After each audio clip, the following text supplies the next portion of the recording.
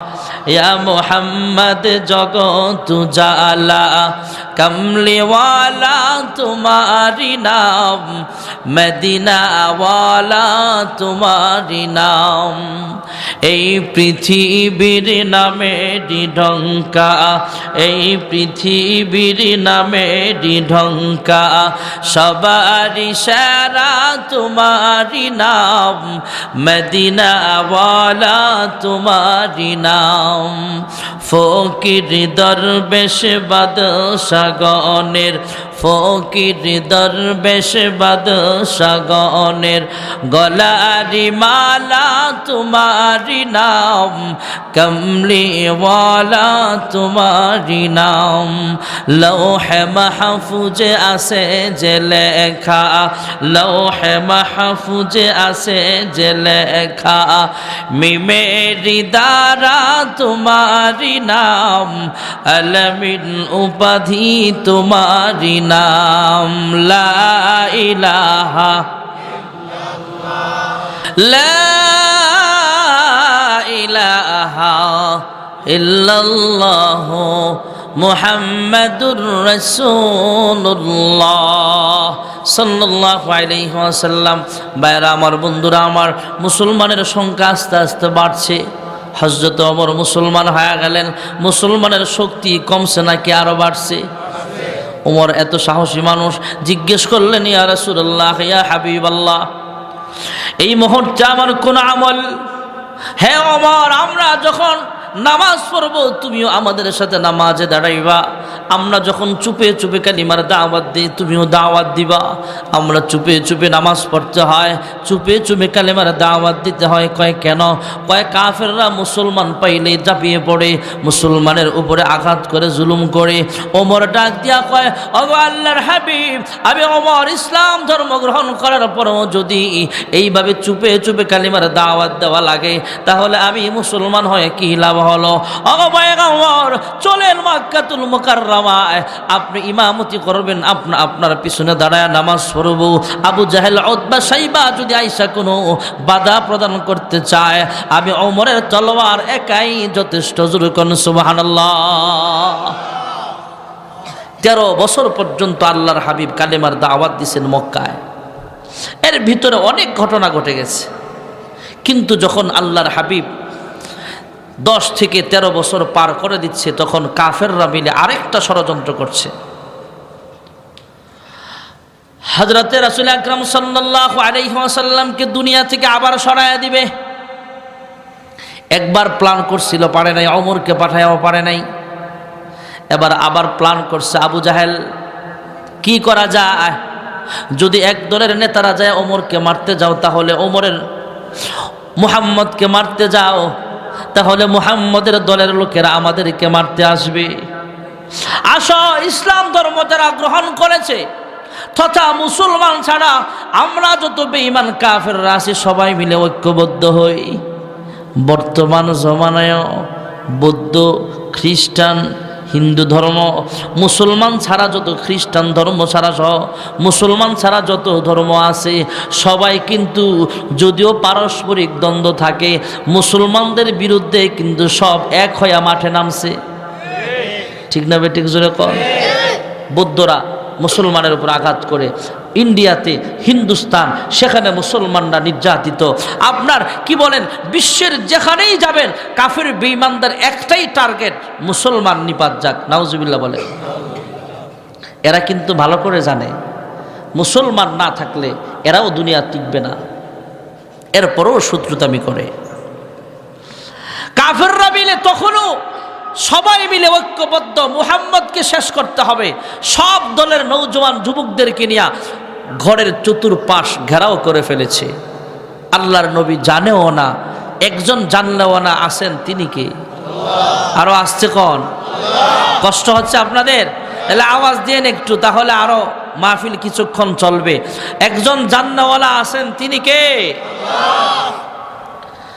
ঘরের চতুর্পাশ ঘেরাও করে রেখেছে কাফের নেতারা। নওজোয়ান যুবকরা চান্স পাইলেই মুহাম্মদকে হত্যা করা হবে। আল্লাহর হাবিব রাহমাতুল লিল আলামিন জিবরাইল আমিনের আগমন ঘটে গেল।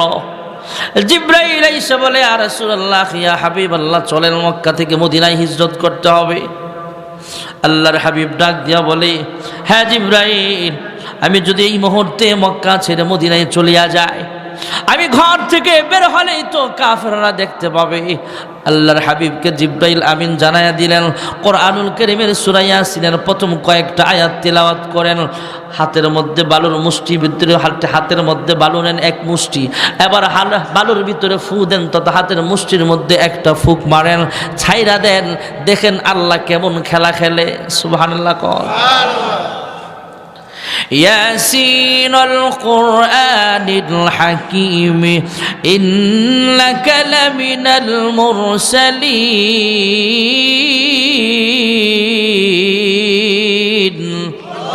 আল্লাহর হাবিব সূরা ইয়াসিনের কয়েকখানা আয়াত তেলাওয়াত করলেন, হাতের মুষ্টির মধ্যে ফুক দিলেন, বালুগুলা ছেড়ে দিলেন।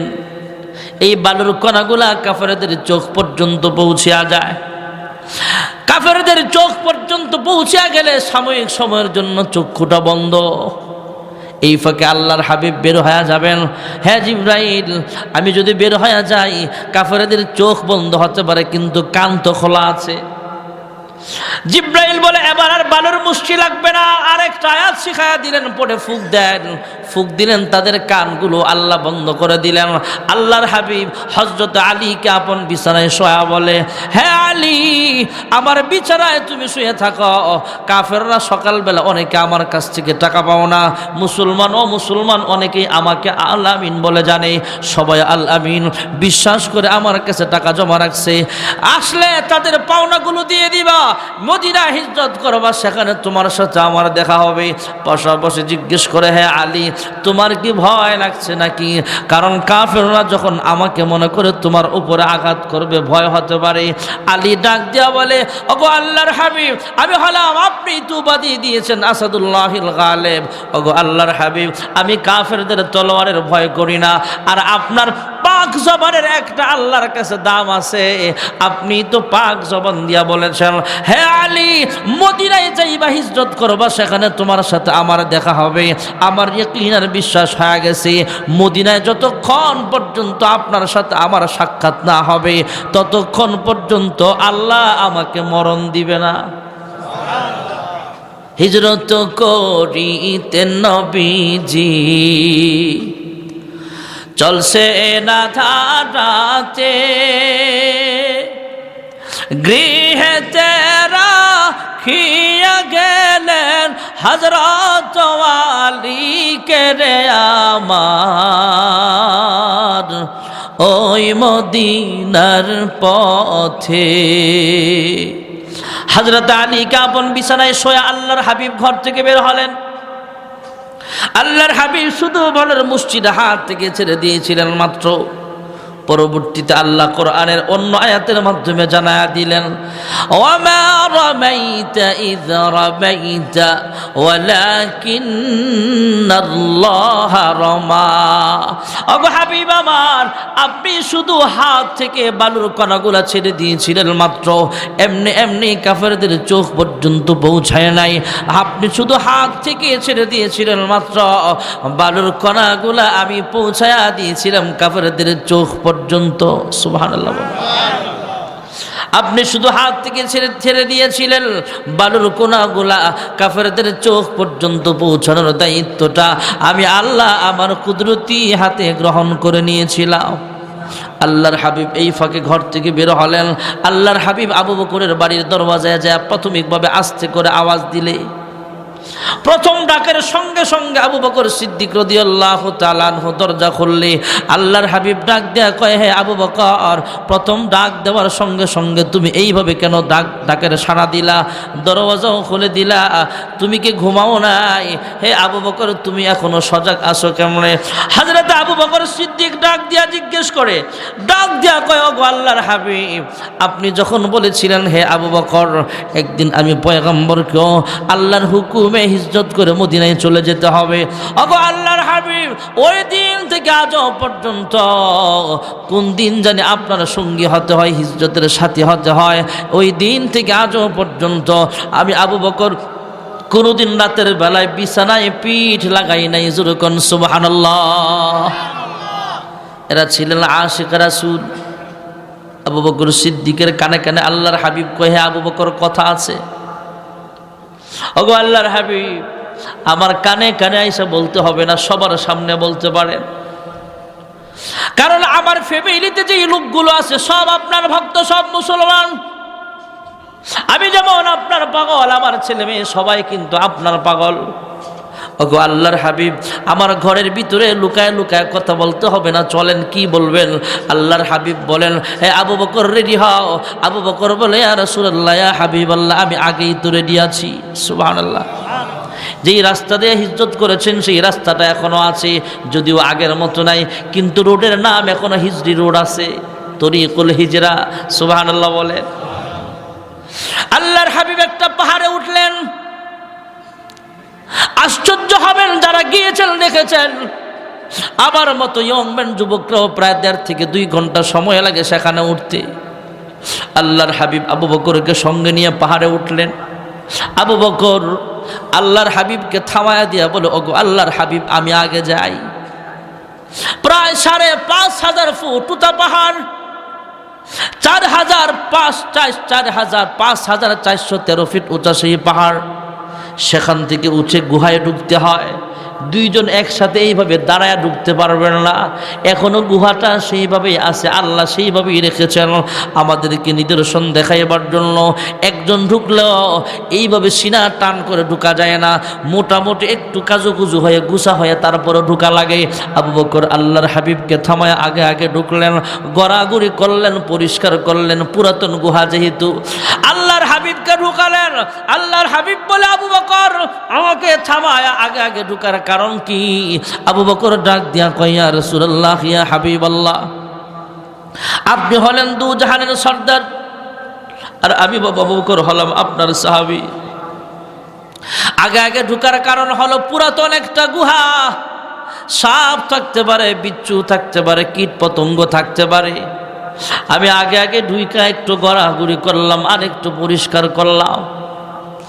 সাপ বিচ্ছু কীট পতঙ্গ যদি আপনাকে কামড় মানে, তাহলে আমি আবু বকর হাসরের মাঠে আল্লাহর কাঠ গড়ায় দাঁড়ায় কি জবাব দিব? আর আপনাকে যদি সাপে কাটে মেরে ফেলে, আপনি যদি সাপের আঘাতে দংশন হয়ে মারা যান, তাহলে পৃথিবীর মানুষ রাহমাতুল লিল আলামিন হারা হয়ে যাবে। ওগো আল্লাহর হাবিব, এই জন্য ভিতরে ঢুইকা আমি একটু ঘোরাঘুরি করলাম, পরিষ্কার করলাম। এবার আপনি ঢুকেন। ওগো আল্লাহর হাবিব, আপনি আরাম করেন, বালিশ এখন রেডি আছে। 2 জাহানের সর্দার বলে, এ আবু বকর, আমাদের সাথে কিন্তু বেডিং নাই, বালিশ নাই, কম্বল নাই, বালিশ পাবো কোথায়? আবু বকর ডাক দিয়া বলে, ইয়া রাসূলুল্লাহ, ইয়া হাবিবাল্লাহ, এখন থেকে আমার রানটা কোলটায় আপনার জন্য বালিশ হয়ে গেছে। সুবহানাল্লাহ কইেন না। আল্লাহর হাবিব আবু বকর সিদ্দিকের রানে মাথা রেখে আরাম করে।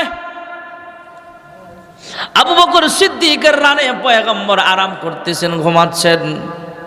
হঠাৎ করে আবু বকর সিদ্দিকের চোখের পানি টপ টপ করে পয়গম্বরের চেহারায় পড়ে যায়। 2 জাহানের সর্দার রাহমাতুল লিল আলামিন ঘুম ভেঙে যায়, ডাক দিয়া কয়, হে আবু বকর, বাড়ির কথা মনে হয়েছে নাকি? কেন তুমি কান্দো? কি হয়েছে তোমার? আবু বকর সিদ্দিক ডাক দিয়া কই, ইয়া রাসূলুল্লাহ, ইয়া হাবিবাল্লাহ, বাড়ির কথা মনে হয় নাই, ব্যবসার কথা মনে হয়েছে না, কিচ্ছু মনে হয় নাই। কেন কান্দো? আবু বকর বলে, ইয়া রাসূলুল্লাহ, ইয়া হাবিবাল্লাহ, গুহার ভিতরে অনেকগুলো ছিদ্র ছিল, আমি কাপড়ের টুকরা পেঁচায় পেঁচায় ফিল আপ করলাম, কিন্তু একটা গর্ত ফিল আপ করার মতো কাপড় আমার কাছে নাই। আমার একটা পা দিয়া সেই গর্তটা ডাইকা রাখছিলাম। সম্ভবত ভিতর থেকে বিষাক্ত করে বিচ্ছু বা সাপ আমাকে কামড় মেরেছিল, আমার শরীরটা বিষাক্ত হয়ে গেছে। আল্লাহর হাবিব বলে, হে আবু বকর, যখন কামড় মেরেছে তখন তুমি আমাকে ডাক দাও নাই কেন? আবু বকর ডাক দিয়া কয়, ওগো আল্লাহর হাবিব, আমি আবু বকর একজন সাহাবী, আপনি হলেন আল্লাহর হাবিব। ওগো পয়গম্বর, আপনার ঘুমের দাম আল্লাহর কাছে আমার আবু বকরের জানের চাইতেও বেশি দামি। যেরকম সুবহানাল্লাহ। আমি আবার ঘুম ভাঙতে পারি না, চোখের পানি যে আপনার চেহারায় পড়েছে এটাও আমার ইচ্ছে ছিল না, অনিচ্ছাবশত পড়ে গেছে। আল্লাহর হাবিব একটু থুতু মোবারক লাগায়া দিলে সঙ্গে সঙ্গে আল্লাহ রাব্বুল আলামিন আবু বকরকে পরিপূর্ণ সুস্থ বানায়া দিছে। জোরে কোন সুবহানাল্লাহ। আল্লাহর হাবিব রাহমাতুল লিল আলামিন এরপরে আবু বকরকে সঙ্গে নিয়ে আবার রওনা হয়ে গেলেন। লম্বা চূড়া কথা সংক্ষেপে আকারে বলি ভাইয়েরা আমার, মদিনায় চলে গেলেন। মদিনায় প্রায় 5 থেকে 550 কিলোমিটার দূর মদিনাতুল মুনাওয়ারা। সেখানে গেলেন, মদিনার মানুষগুলো আগে থেকে পয়গম্বরকে অফার দিছে, পয়গম্বর আমরা মদিনার মুসলমান আপনাকে একটা প্রস্তাব জানাই, মক্কার মানুষ যেহেতু আপনাকে ভালোবাসে না, আপনার উপরে আঘাত করতে চায়, জুলুম করে, মুসলমানদের উপরে অত্যাচার করে, আপনি আর মক্কায় থাকার দরকার নাই, মদিনায় চলে আসেন। মদিনায় আপনার থাকা খাওয়া জানমালের নিরাপত্তা আমরা দেব। সুবহানাল্লাহ বলে। যেমন কথা তেমন কাজ। আল্লাহর হাবিব মদিনায় গেলেন। মসজিদে নববীর আরো আগে কুবা গোত্রের মাঝে কবিরায়ে কুবার মাঝে বসবাস করলেন। কবিরায়ে কুবার মাঝে যায় যখন তার গাড়ি থামলো, যানবাহন থামলো, কুবা গোত্রের মানুষগুলো পাগল পাড়া হয়ে গেছে, পয়গম্বরকে পায়া খুশিতে আত্মহারা। মদিনার ছোট থেকে বৃদ্ধ মানুষ পর্যন্ত সবাই পয়গম্বরকে ওয়েলকাম জানায়। তোলা আল বদরু আলাইনা মিন সানিয়াতিল বিদা। ভাইরা আমার, বন্ধুরা আমার, পয়গম্বরকে আহলান সাহলান মারহাবা জানায় গ্রহণ করে নিলেন। সবাই চায় যে আমার ঘরে আসেন, আমার ঘরে আসেন, আপনার খানা পিনা থাকা পিনার কোনো সমস্যা হবে না। সবাই চায় তার উটটা যেন সেখানেই থামে। আল্লাহর হাবিব বলেন তোমরা আমার উটের যানবাহনের রশিটা ছেড়ে দাও, আল্লাহর হুকুমে যেখানে যায় থামবে সেখানেই আমার অবস্থান হবে। সুবহানাল্লাহ। কবিলায়ে কুবায় একটা মসজিদ বানানো হয়েছে আল্লাহর নবীর হুকুমে, মদিনার প্রথম মসজিদ, যেটাকে বলা হয় মসজিদে কুবা। সুবহানাল্লাহ। আল্লাহর হাবিব মাঝে মাঝে সেখানে যেয়ে নামাজ পড়তেন। আর হাদিস শরীফে পয়গম্বর বলেন, ও মুসলমান, কিয়ামত পর্যন্ত আমরা যে কেউ সেখানে যায় 2 রাকাত নামাজ পড়লে আল্লাহর নবী বলেন একটা কবুল উমরা করার সওয়াব। আল্লাহ সবাইরে যে নামাজ পড়ার তৌফিক দাও। জোরে কোন আমিন। আল্লাহর হাবিব মসজিদে নববী বানালেন। মসজিদে নববী আর মসজিদে কুবার মাঝামাঝি আর একটা মসজিদ আছে, মসজিদুল জুমআ। প্রায় 100 সাহাবায়ে কেরামদের নিয়ে সেখানে আল্লাহর হাবিব রাহমাতুল লিল আলামিন জুমার নামাজ আদায় করেছিলেন। দুজাহানের সরদার রাহমাতুল লিল আলামিন মক্কা থেকে যখন মদিনায় হিজরত করে চলে গেলেন, সেখানে বিভিন্ন দলের নেতাদেরকে সামনে ডাকলেন। মুসলমান ও মুসলমান সবাইকে ডাকলেন। সবাই মিলে ঐক্যবদ্ধ হয়ে মদিনার সনদ কায়েম করলেন। আমরা যেহেতু মুসলমান রাষ্ট্র কায়েম করলাম, কোনো বেঈমান যদি আমার রাষ্ট্রে থাকতে যায় ট্যাক্স দিবে, অসুবিধা নাই, কিন্তু মুসলমানের বাড়িঘর নিরাপত্তার দায়িত্বটা আমার। সুবহানাল্লাহ কন্যা। এর নাম হলো মুসলমানের রাষ্ট্র। পৃথিবীতে অন্য কোনো সরকার এই দায়িত্ব গ্রহণ করে না। আমাদের দেশের সরকারই তো করে না, ডাক দিয়ে আমাদের দেশের সরকার কয় কারো বেডরুম পাহারা দেওয়ার দায়িত্ব আমার না। ঠিক না বে ঠিক? আর দুজাহানের সরদার এমন নেতা, যেই নেতা ডাক দিয়া কয় কোনো বেঈমানও যদি আমার দেশে থাকতে চায় থাকতে পারবে, জিজিয়া দিয়া থাকবে, ট্যাক্স দিয়া থাকবে, অসুবিধা নাই, তবে বেঈমানের ঘরটা পাহারা দেওয়ার নিরাপত্তা আমার হাতে। সুবহানাল্লাহ বলেন। মুসলিম রাষ্ট্র যদি কায়েম হয়, সেই দেশে কোনো অমুসলিমও অনিরাপদ থাকতে পারে না। আর ইসলামী রাষ্ট্র যদি কায়েম না হয়, সেখানে মুসলমান দূরের কথা, ভাই ভাইয়ের কাছে নিরাপদ না। ঠিক না বে ঠিক? জোরে কর। মদিনা রাষ্ট্র কায়েম করলেন। সেই রাষ্ট্রের প্রধান হলো আল্লাহর হাবিব।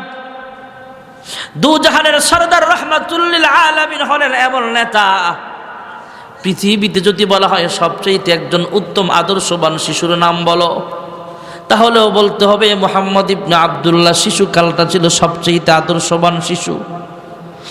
যদি বলা হয় পৃথিবীতে সবচেয়ে দামি একজন কিশোরের নাম বলো, তাহলেও বলতে হবে মুহাম্মদ ইবনে আব্দুল্লাহ কিশোরকালে সবচেয়ে দামি একজন কিশোর ছিলেন। যদি বলা হয় পৃথিবীতে সবচেয়ে শক্তিশালী, সুন্দর, সবচেয়ে স্মার্ট একজন নওজোয়ান যুবকের নাম বলো, তাহলেও বলতে হবে মুহাম্মদ ইবনে আব্দুল্লাহ ছিলেন পৃথিবীর সবচেয়ে শক্তিশালী মানুষ, সবচেয়ে সুন্দর মানুষ। যদি বলা হয় পৃথিবীর জমিনে সবচেয়ে একজন দামি পয়গম্বরের নাম বলো, তাহলেও বলতে হবে মুহাম্মদ ইবনে আব্দুল্লাহ হলেন পৃথিবীর সবচেয়ে দামি মানুষ। যদি বলা হয় আল্লাহর পরে সমস্ত মাখলুকাতের ঊর্ধ্বে কার জায়গা, কার সম্মান বেশি, তাহলেও বলতে হবে মুহাম্মদুর রাসূলুল্লাহর সম্মান সমস্ত মাখলুকাতের ঊর্ধ্বে, আল্লাহর পরে তার অবস্থান। জোরে কোন সুবহানাল্লাহ। এই লোকটা হলেন মদিনার বাদশাহ, মদিনার রাষ্ট্রপ্রধান। এই খবর যখন 500 মাইল দূরে, 5 থেকে 600 কিলোমিটার দূর মক্কার বাসিন্দারা শুনতে পায়, আবু জাহেল ডাক দিয়া কয় এটা সহ্য করা যায় না, চলো চলো, যে মদিনার মানুষ মক্কা থেকে হিজরত করে তাকে নিয়ে গেল। আমরা মক্কায় মুহাম্মদকে মারার প্ল্যান করেছিলাম, কিন্তু তাকে মারতে পারি নাই, সে মদিনায় হিজরত করে চলে গেল। মদিনাবাসী যারা মুহাম্মদকে আশ্রয় দিল তাদেরকেও হত্যা করা হবে, মুহাম্মদকেও বিদায় করা হবে। এই খবর পায় আল্লাহর হাবিব রাহমাতুল লিল আলামিন মাত্র 313 জন সাহাবীর একটা কাফেলা নিয়ে ময়দানে নেমে গেছে। আল্লাহর হাবিব সাহাবায়ে কেরামদের হাতে কয়েকজনের হাতে বাঙ্গা ঢাল, বাঙ্গা তলোয়ার, যানবাহন নাই, অস্ত্র নাই, কিন্তু ঈমানি আওয়াজটা ছিল সবচেয়ে বেশি। সুবহানাল্লাহ। মাত্র 313 জন সাহাবী নিয়ে আল্লাহর হাবিব ময়দানে ঝাঁপা পড়েন। আল্লাহর হাবিব সাজদায় পড়ে আল্লাহর কাছে কান্দে, হে পরওয়ারদিগার আলম, মক্কায় 13 বছর কষ্ট করলাম, আমার এই কষ্টের ফসল হলো 313 জন সাহাবী। হে রব্বুল আলামিন, মুসলমান যদি দুনিয়াতে বাঁচায় রাখতে চাও, ইসলাম যদি জিন্দা রাখতে চাও, তাহলে মুসলমানদেরকে আপনি বিজয় দান করেন।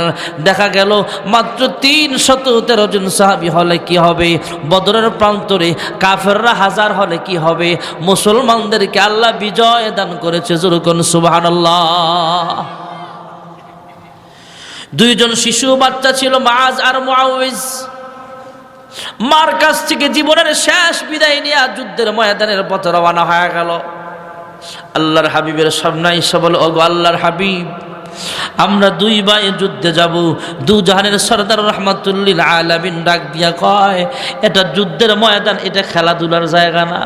সুবহানাল্লাহ। কোন তোমরা ছোট মানুষ, যুদ্ধ না, এটা যুদ্ধ, মারামারি, খুন রাহাজানি হবে, খুন খারাপি হবে, সেখানে কতলে কিতাল হবে, তলোয়ারের যুদ্ধ, বড় কঠিন যুদ্ধ ছিল। ভাইয়েরা আমার, একজন সাহাবী হলো মুসলমানের পক্ষে, আর একজন বেঈমানের আপন ছেলে। ডাক দেয়া কহে, পোলা আমার সামনে আইস, খবর আছে। বাপ মুসলমান ছেলেরা ধমক দেয়, ছেলে মুসলমান আব্বারা ডাক দেয়া কয়, আব্বা তুমি আমার সামনে আয়ো না, যদি আয়ো তাহলে কিন্তু খবর আছে। পরবর্তীতে দেখা হয়েছিল একজন সাহাবীর আব্বা পরবর্তীতে মুসলমান হয়েছে। ডাক দেয়া কয়, আব্বা আপনি কি সেই যুদ্ধে আসিলেন? কয় হ্যাঁ। কয় ভাগ্য ভালো আপনি এখন মুসলমান হয়েছেন, সেই যুদ্ধে যদি আপনি আমার সামনে পড়তেন তাহলে আপনাকে হত্যা করতাম। কেমন মুসলমান আমরা ভাইয়েরা! আবার বাপ বেঈমান, সন্তান মুসলমান। 2 জন 2 দলের, বাবা সন্তানের পরিচয় এখানে চলবে না। এখানে মুসলমান আর অমুসলমানের, কে মুসলমান কে অমুসলমান সেই হিসাবে পরিচয় হবে যুদ্ধের ময়দানে। অমুসলমান আমরাও যখন যুদ্ধের ময়দানে যাব, সেখানেও কে আমাদের মিত্র, কে আমাদের শত্রু দেখার বিষয় নয়, কে আমার বন্ধু ছিল, কে আমার শত্রু ছিল শেখার বিষয় নয়। যখন যুদ্ধে নেমে যাবে মুসলমান, তখন দেখবে মুসলমান কে অমুসলমান কে। জোরে কোন ঠিক না বেঠিক? আলী ডাক দেয়া বলে, হ্যাঁ ওসমান ইবনে তালহা, আল্লাহর হাবিব বলেছেন তোমাকে সসম্মানে নিয়ে যাওয়ার জন্য, তোমাকে যেন কোনো অপদস্থ অপমান করা না হয়, এই জন্য তোমাকে আমি কিচ্ছু করব না, কিচ্ছু বলবো না। চলো ভালো ভালো আল্লাহর হাবিবের কাছে যাইবা, আর যদি আড়াল থেকে বের না হও তাহলে আল্লাহর হাবিবের কথা মানবো তো তা আল্লাহর হাবিবের কাছে তোমাকে ধরে নিয়ে যাব। আর তোমাকে ধরে নিয়ে যাওয়ার জন্য আমার তো ভালো করে চিনো, আমি এক যুদ্ধে কয়েক তলোয়ার ভাঙছি কিন্তু পিছপা হয় নাই। আমি কিন্তু তোমাকে নেবার জন্য আমার একটা হাতই যথেষ্ট। সুবহানাল্লাহ। ওসমান ইবনে তালহা আড়াল থেকে বের হলেন, আল্লাহর হাবিবের সামনে এসে চাবিটা দিয়া দিল। আল্লাহর হাবিব চাবিটা হাতে নিয়ে মক্কায় ঢুকলেন। সাহাবায়ে কেরাম মক্কায় প্রবেশ করলেন, শুকরিয়া তার নামাজ আদায় করলেন। সুবহানাল্লাহ কোন মুসলমান, বিজয় দিবসের আমল গান বাদ্য আর নাচানাচি হয়। বিজয় দিবসের আমল হলো নামাজ পড়া, তাসবিহ পড়া, ইস্তিগফার পড়া। সুবহানাল্লাহ কোন আল্লাহর হাবিব আমার চাবিটা বুঝায় দিবে। আবু সুফিয়ান সহ হযরত আলী, হযরত উসমান, হযরত ওমর, আবু বকর সবাই সামনে আসলেন। অনেকেই সামনে আসলেন। সবাই ভাবতেছে মক্কার চাবিটা মনে হয় আল্লাহর হাবিব আমাকে দিবে। হযরত ওমর ভাবতেছে হয়তো আমি পাবো দায়িত্বটা। কয়েকজন বড় বড় সাহাবী সামনে আসলো। আল্লাহর হাবিব হযরতে ওসমান ইবনে তালহাকে ডাক দিয়া কয় তোমার কাছে এই চাবির দায়িত্বটা রাখো। ওসমান ইবনে আফফান কলিজায় শুকায় গেছে, থরথর করে কাঁপতেছে। উনি ভাবতেছে যদি আমি চাবি আনতে যাই, এই মুহূর্তে যদি কেউ আমার দেহ থেকে কেল্লাটা আলাদা করে দেয় তাহলে আমি কি করব? সামনে যায় না। আল্লাহর হাবিব থেকে অভয় দেখায় বলে ভয় দূর করে দিলেন। হ্যাঁ ওসমান ইবনে তালহা, ভয় পাবার কোনো কারণ নাই। মক্কার চাবি, কাবা শরীফের চাবি তোমার কাছে বুঝায় দেওয়া হলো। তুমি যখন দুনিয়া থেকে বিদায় হয়ে যাইবা, তোমার সন্তান এই চাবিটা বহন করবে। তোমার সন্তান যখন দুনিয়া থেকে বিদায় হয়ে যাবে, তোমার নাতি বহন করবে।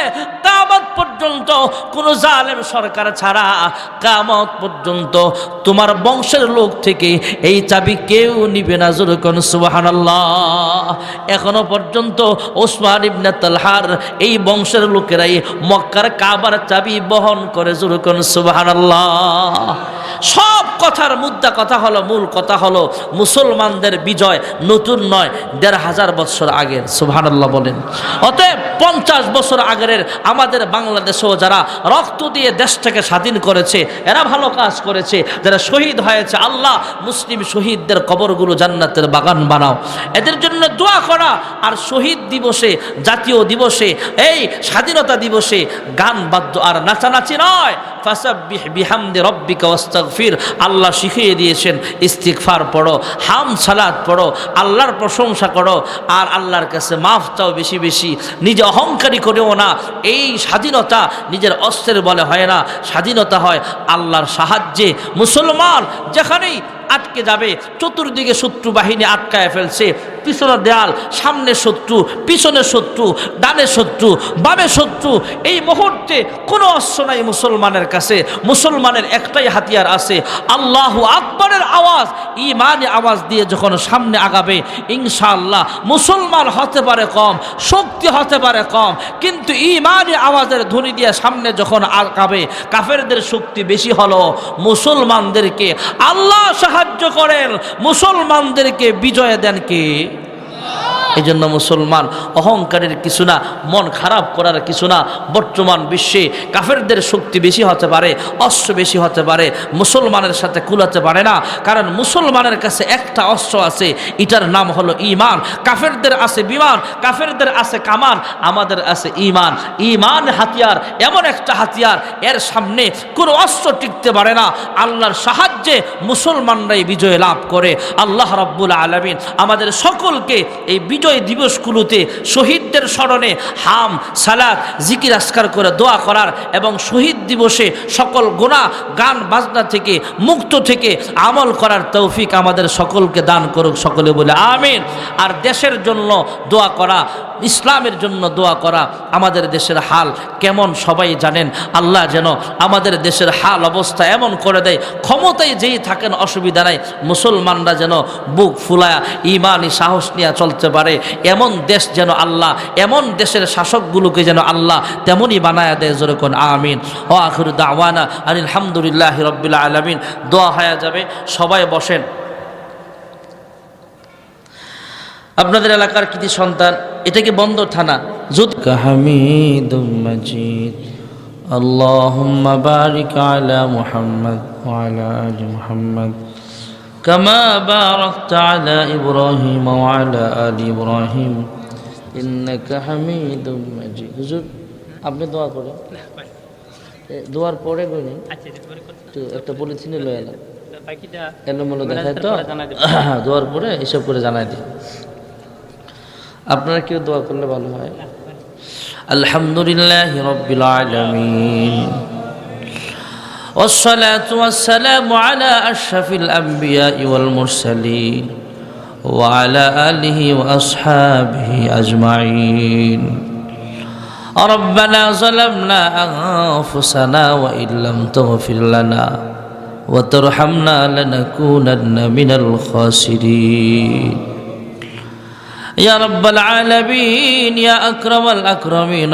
মালিক গভীর রজনীতে আমি গুনাহগার ওলামায়ে কেরামদের নিয়া ছাত্রদের নিয়া দাড়ি সাদা পাকা মুরব্বীদেরকে নিয়ে হাত উঠাইলাম ইয়া আল্লাহ বিশাল বড় কবরস্থান এরপর সে মাদ্রাসা কমপ্লেক্স আয় আল্লাহ মাদ্রাসার বরকতে 2 দিন ব্যাপী ইসলামী মহাসম্মেলন হয় আয় আল্লাহ গভীর রাত হয়ে গেছে তাহাজ্জুদের সময় কাছাকাছি চলে আসছে আমরা কতিপয় গুনাহগার জীবনের ঘাটতি মাথায় নিয়ে তোমার শাহী দরবারে হাত বাড়াইলাম 2 দিন ব্যাপী ওয়াজ মাহফিলে যা কিছু আলোচনা হয়েছে ভুল ভ্রান্তি মার্জনা করে আর হাদিয়া লক্ষ কোটি কোটি বাড়াইয়া বিশ্ব নবীর রওজা ছাড় সোনার মদিনায় সবুজ রঙের গম্বুজের নিচে পৌঁছিয়ে দাও হ্যাঁ মালিক তাকে উসিলা করে বাবা আদম আলাইহিস সালাম থেকে এই মুনাজাত পর্যন্ত যত মুমিন মুমিনাত অন্ধকার কবরের বাসিন্দা প্রত্যেকের কবরের হাদিয়াগুলো পৌঁছা দাও আয় আল্লাহ খাস করে আমরা যারা হাত বাড়াইলাম জানি না কে জানি মা দুঃখে নিহারাইয়া প্রাণের আব্বা জান হারায়া এতিমের মতো হাত বাড়াইছো গো আল্লাহ জানি না গো মালিক কার মা বাবার কবরে জাহান্নামের সাপ দংশন করে জানি না গো আল্লাহ কার মা বাবার কবরে জাহান্নামের আগুন দাও দাও করে জ্বলতেছে আয় আল্লাহ তাদের পক্ষ থেকে মাফ চাই ক্ষমা চাই আজকের মুনাজাতের উসিলায় তাদের কবরগুলো জান্নাতের বাগান বানায়া দাও রব্বির হামহুমা কামা রব্বায়ানি সগীরা আয় আল্লাহ আমরা গুনাহগার তোমার নাম গফফার এ মালিক আমার মতো গুনাহগার আসমানের নিচে জমিনের উপরে আর এক ঝোড়ায় আমার গুনাহের খবর যদি আমার আম্মা আব্বা জানে কোনোদিন সন্তান বলে পরিচয় দিবে না আমার গুনাহের খবর যদি সন্তান জানে কোনোদিন আব্বা বলে ডাক দিত না আমার গুনাহের খবর যদি বিবি জানে কোনোদিন আমার সাথে এক খাটে ঘুমাবে না আমার গুনাহের খবর যদি নারায়ণগঞ্জের মানুষ জানে তাহলে কোনোদিন বয়ান শুনতো না ইয়া রাব্বাল আলামিন যেমন ভাবে আমাদের গুনাহগুলো গোপন রেখেছো গো মালিক গোপনে গোপনে আমাদের সকলের জিন্দেগির সব গুনাহ খাতা মাফ করে দাও আদরকো রিয়া মানুষ আল্লাহ বানায়া কেমনে দিবা জাহান্নামে ফেলিয়া গুনার বোঝা মাথায় লয়া আমরা দেশ বিদেশে ঘুরি কোন দিন জানি আজরাইলের হাতে ধরা পড়ি কবরেরই আযাব যদি মানুষ দেখিত ঘরবাড়ি ছাড়িয়ার পাগল হইত তুমি ছাড়া কারি কাছে আমরা করিব রোদন তুমি বিনে কে বুঝিবে মনেরই বেদন তুমি যদি মাফ না করো আল্লাহ বান্দারে বলো তোমার বান্দা যাবে কার ধারে আয় আল্লাহ আমরা গুনাহগার, তুমি যদি ফিরায় দাও তারপরও তোমাকেই ডাকতে হবে। দুনিয়ার ভিক্ষুক এক দরজা থেকে ফিরায় দিলে অন্য দরজায় যায়, আমাদের তো আর কোনো দরওয়াজা নাই। হায় আল্লাহ, তুমি ছাড়া আমাদের মাফ করে না বলে আর কেউ নাই, আমাদেরকে ফিরাই দিও না। এখানে যারা গভীর রাত্রে আমরা বসে আছি প্রত্যেককে তুমি মাফ করে দাও। আমাদের পিতামাতা যাদের বেঁচে আছে লম্বা নেক হায়াত দান করেন, সুস্থতার হায়াত দান করেন, মা বাবার খেদমত করার তৌফিক দান করেন।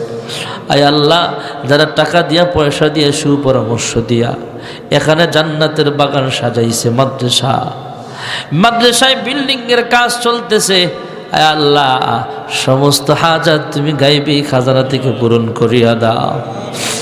আয় আল্লাহ, টাকা দিয়া পয়সা দিয়া সুপরামর্শ দিয়া যারা মাদ্রাসার সাথে সম্পর্ক আছে, মাহফিল সাজাইছে, প্রত্যেকের মনের নেক আশাগুলো পূরণ করিয়া দাও। অনেক মা বোনেরাও হাত বাড়াইছে গো আল্লাহ, তাদেরকে পূর্ণ স্বামীর খেদমত করে তোমার হুকুম হাকাম মেনে পর্দা নিশি না বেদা জাহেদা বানায়া দাও। মালিক, আমাদের অনেকের বিবাহ হয় না, অনেক ছেলে মেয়ে বিবাহের উপযুক্ত, আয় আল্লাহ নেককার পাত্র পাত্রীর ব্যবস্থা করিয়া দাও। অনেকের বিবাহ হয়েছে কিন্তু সন্তান হয় না, আয় আল্লাহ তুমি সন্তান দেওয়ার মালিক, নেক সন্তানের আব্বা আম্মা হিসেবে কবুল করিয়া নাও। ইয়া রাব্বাল আলামিন, আমাদের প্রত্যেকটি ছেলে মেয়ে কোরআনী শিক্ষায় শিক্ষিত হয়ে পিতামাতা ও সমাজের খেদমত করার তৌফিক দান করো। আয় আল্লাহ, মাহফিলটা একদম কবরস্থানের পাশে, আল্লাহ এখানে অনেকের দাদা শুয়ে আছে, দাদি শুয়ে আছে, অনেকের নানা শুয়ে আছে, নানি শুয়ে আছে। একটু আগে এক বোনকে দাফন করা হয়েছে। আল্লাহ, প্রত্যেকটা কবরকে তুমি জান্নাতের বাগান দিয়া দাও। এই মাদ্রাসার বরকতে, মাহফিলের বরকতে প্রত্যেকটা কবর জান্নাতের বাগান বানায়া দাও। আল্লাহ, জানি না কোন দিন জানি আমার ডাকও চলে আসে, জানি না আজকের মাহফিল কার জন্য জীবনের শেষ মাহফিল হয়ে যায়। আল্লাহ, কিছু মানুষ দৌড়ে মসজিদে যাবে মাইকে এলান করার জন্য, কিছু মানুষ বাসচারের বাস কাটার জন্য ব্যস্ত হয়ে যাবে, কয়েকজন কবরস্থানে কবর খনন করতে চলে যাবে, কয়েকজন বড়ই পাতার গরম পানি করতে ব্যস্ত হয়ে যাবে, আবার কয়েকজন মিলে দৌড়ে বাজারে যাবে আমার জন্য নতুন পোশাক কিনবে। আল্লাহ, সাদা কাপড়ের প্যাকেট বানায় আমাকে কবরে শোয়া দিবে। আল্লাহ, আমল নাই, এই অল্প আমল নিয়ে কবরে কেমনে জায়গা হবে? যেই ঘরে বাতি নাই, যেই ঘরে বিছানা নাই, সাপ বিচ্ছুর ঘর অন্ধকার, কবরে কেমনে থাকবো? কবরের সামান নিয়ে যাওয়ার তৌফিক নসিব করে দাও।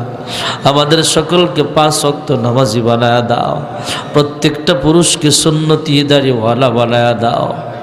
আয় আল্লাহ, এই বিজয় দিবসে যারা মুসলমান শহীদ হয়েছে দেশের জন্য, দিনের জন্য, প্রত্যেকটা শহীদের কবরগুলো জান্নাতের বাগান বানায়া দিও। আয় আল্লাহ, কিয়ামত পর্যন্ত এই মাদ্রাসাকে তুমি কবরের মঞ্জুর করিয়া নাও। যারা দান করতেছে কবরে শুয়ে গেছে অনেকে, প্রত্যেকের কবরে আল্লাহ সদকায়ে জারিয়ার আমলগুলো পৌঁছায় দিও। আয় আল্লাহ, প্রতি বছর যেন মাহফিল করতে পারে তৌফিক দিও। এ মালিক, জানি না কোন দিন জানি আমিও কাফনের কাপড়ের প্যাকেট হয়ে কবরে শুয়ে যায়। আয় আল্লাহ, কাফনের কাপড়ের প্যাকেট হওয়ার আগে আগে ইহরামের 2টা কাপড়ে নিজেকে জড়ায়া লব্বাইক লব্বাইক বলে বলে তোমার ঘর খানায় কাবার সামনে হাজিরা দেওয়ার তৌফিক দিও। আয় আল্লাহ, মক্কার মানুষ কত ভাগ্যবান, মন চাইলে মক্কাতুল মুকাররমায় হাজির হয়ে যায়।